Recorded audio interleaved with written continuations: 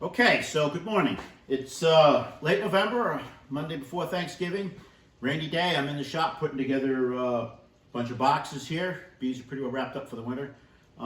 Last week I put a teaser up. We got a delivery of a couple pallets of Hive bodies, and immediately a bunch of questions came up, and I said, yeah, I'll answer those questions in a video so that I don't have to keep going back and forth. I put that video on a lot of sites. So anyway, let's talk about boxes. These are deep Hive bodies, which I'm working with now, and there's three grades really that are sold. One is a select grade, which means you can make a piece of furniture out of it. It's beautiful, perfectly clear wood. No chip outs in the machining, no defects, no chips missing, no corners, no knots. And they're the most expensive grade of boxes. Knocked down, they're easily 20, 25 bucks in a lot of places.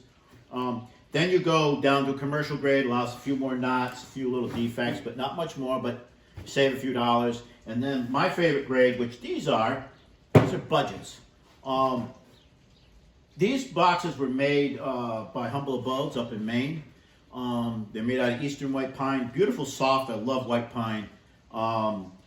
Very durable, a lot more decay resistant than the western pines can be. Humble Abodes is owned by Better Bee. They're up in Greenwich, New York, or Greenwich, I guess they call it. And if you buy boxes from Better Bee, you're probably getting Humble Abodes boxes. I order directly from Humble Abodes. It's a funky little company. I mean, I've dealt with them for 20 years now. So these budget boxes are perfectly serviceable. And there's no reason to spend the money unless you want that really nice, perfect piece, but you put it outside with a coat of paint on it, the bees aren't going to know or care. Okay, so the next question is, are you going to buy your boxes assembled? If you aren't handy with tools, by all means, just buy them assembled. You make a mess, you'll waste a lot of material, and you'll be very frustrated. So this video is to those people that do want to assemble these boxes. So anyway, nails versus staples is the next question. If you've only got a few boxes, you're going to get a hammer and nails, you're going to pound them in. If you've got more, you're going to do like I do. I use pneumatic nailers. I've got every nailer going known to man. I've got a commercial woodworking business here in the shop, and I do construction, roofing, all kinds of stuff I've done over the years. I got every nailer you can imagine. But most people don't have that. This is a half-inch crown stapler. These are 2 inches long. And I use them on the major pins here. And then there's this smaller pin up top here that is where the frames rest and the rabbet is. I use 1/4 inch crown staple on them. A little small, you don't want to split that out. I do not glue my boxes. That question came up. I see no need of it. They're perfectly strong, nailed without glue. Gluing does not hurt. If you want to do that, go for it. Use a good exterior grade glue. They're going to be a little stronger, but it's not necessary. Man, I've had bears maul my boxes, and they've never broken the joints apart. They've chewed on them. They split the rabbets out. You don't need it. If you're only going to get one stapler, get the 1/4 inch crown, and get one of those 1.5 inch nails, okay, or staples. And then you can get shorter ones for the rabbet, but you can use the long ones in there. So that's pretty much it, except for one thing. When you buy your boxes, you need to be ready to assemble them immediately. And the reason why is these things are made up in Maine. They're probably about 8% moisture when they're made, which is the ideal moisture. And they're wrapped in plastic when they're shipped down here. And the reason why is you put them in a wetter area, they're going to take on moisture. This 9.5 inch board could swell up to be 1/4 inch. And if you think about that in terms of these finger joints, all of a sudden they're not going to match. Or if you put it in a real dry area, they could shrink down, curl, twist, split, whatever. So if you get boxes ahead of time, wrap them up in plastic, keep them wrapped in plastic so they don't lose moisture. But never really seen from any of the major manufacturers any joints that didn't fit nicely immediately off the truck. Okay, there's a couple of fly-by-nights out there making some stuff that it's pretty rough, but deal from the major suppliers, and you should have no trouble with these boxes going together.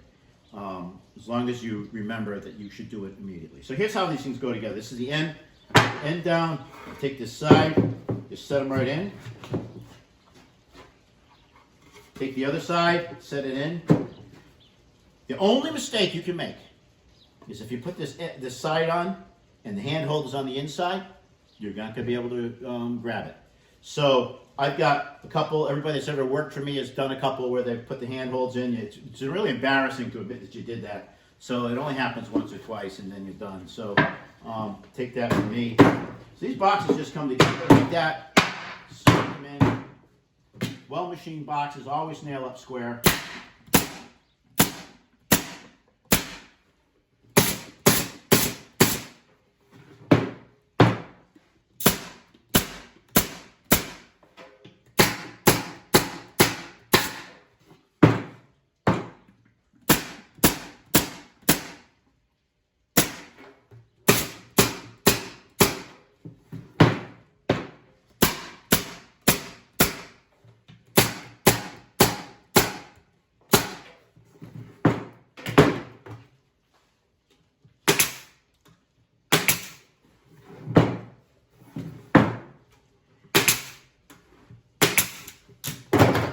Okay, so the box all nailed up. If you want to check the square on it, go back to your basic geometry. If the diagonals of a rectangle are the same, your box is square, right? That means this is a 90 degrees. So 25 5/8 is what we're looking for. That's just about 25 5/8. This box is perfectly square. So a couple other safety things. Always wear some sort of eyeglasses, safety glasses, and I always wear hearing protection. My career has been in noisy stuff, and I don't want to lose my hearing. So I really can't think of anything else. We could talk about paint. These boxes, if they're put outside and they're not painted with some sort of a exterior finish, they're going to rot a lot sooner than if they're painted. Some big outfits, they'll dip them in hot paraffin. That seems to work very well for them. I don't want to get involved in that. I spray them with a coat of good quality latex primer, then 2 top coats of high quality latex paint. You're done. Don't buy the most expensive paint. Don't buy the cheapest paint. Same thing. It's always been my philosophy with this stuff here. And this box should give you 20, 25 years of service easily. Okay. Usually what happens is they'll start to rot on the bottom edge. You get in there, you're prying apart with the Hive tool, it starts to damage the wood. They'll do that. Like I said, I've said before, bears have gotten into them and chewed them up. But that's really all there is to it. And get yourself ready and go. I've got boxes here, and then I got to paint. I got 125 here to go to paint, and then we'll start on the next pallet.